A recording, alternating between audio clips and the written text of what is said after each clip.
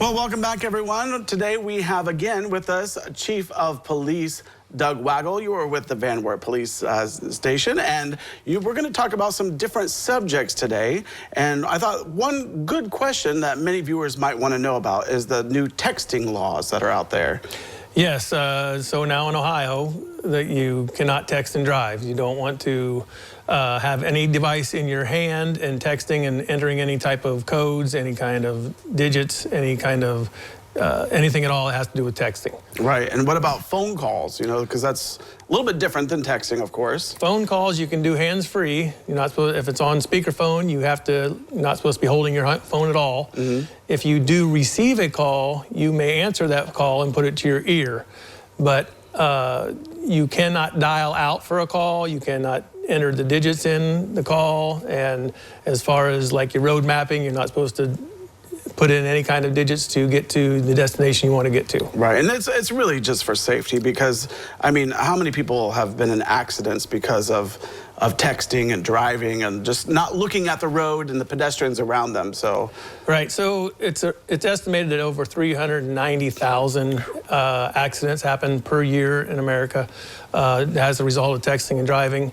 It's also believed that 1 in 4 accidents are due to texting and driving. And the one that's really one might get people's attention is that it's 6 times more likely to be in an accident involving texting driving versus being hit by a drunk driver. Yeah, I do believe that. Now, we're going to switch topics altogether, and we're going to be talking about police and first responder wellness. So yes. Can you give us, I think you have a program or something that you... Yeah, we started a pilot program. Now, I'm not the originator of wellness. It's been going on for a while. We're expanding on it. Ohio wants to expand on it. I've been to a lot of classes on it. However, they're normally classes for bigger agencies like Columbus who have a budget that, you know, I can't compete with. Right. The Chief William Ballinger, he's a retired chief out of Sydney, talked to me about this one day, and he said he went to his mental health board and asked if they would help pay for some funding.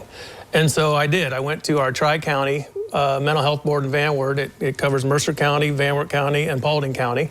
And because me and Sheriff Riggenball both decided we was going to go to her, go to Sandy Goodwin from there and ask them if they would be willing to sponsor what we wanted to do.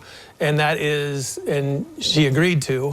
What we're doing now is that we are making it mandatory for all officers and dispatchers to go to one check-in either once a year. Mine is every other year.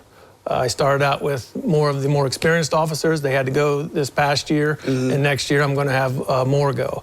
Now, with that said, nothing gets reported back to me other than that they showed up, because I'm paying the wage for them to go, and I'm giving them a car to go. We decided to get one out of town of Van Wert so that people don't see them go into, and you get that stigmatism. The problem is the stigmatism.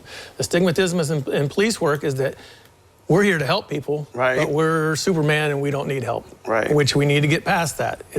I tell my employees it's okay not to be okay.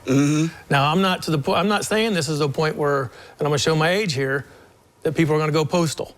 That we're not there. I just want people to be able to go to counseling if they want to, get them the foot in the door and see that experience, and by making them do that, and then they're getting that experience. Well, I think that's so important because mental health is obviously important. We hear it on the news every single day, and with a job like you, like what you have, I mean, I'm sure you come across many different situations that sometimes it's just hard to deal with. Yes, there's a lot of stress in police work. You know, you get in this job and you just don't realize it.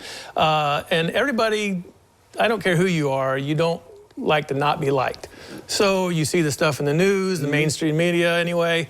You go to a call and you have a suspect and you have a victim. Well, you are either going to probably charge a suspect who's going to be mad at you, or you're not going to charge it, and then the victim's going to be upset.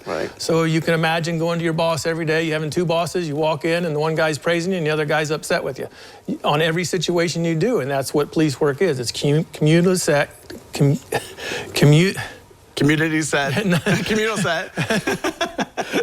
Anyway, we'll go past that. And so, you know, and that builds up. And so police officers are the highest rate in alcohol abuse, in this profession, divorce rate, and suicide. And we don't want to get there. So by having this avenue for them to have a release, have somebody to talk to, and it's simple. I mean, I went, and it was when I first started. I just got chief of police February of last year, and you wanted to make everybody happy, or March of last year. Yeah. You want to make everybody happy, and you have to get past that. That's true. So. Well, Doug, I want to say thank you for looking after your team. Thank you also for looking after your community. It's a very important job. Yeah. And we want to thank you for watching, and we'll be right back.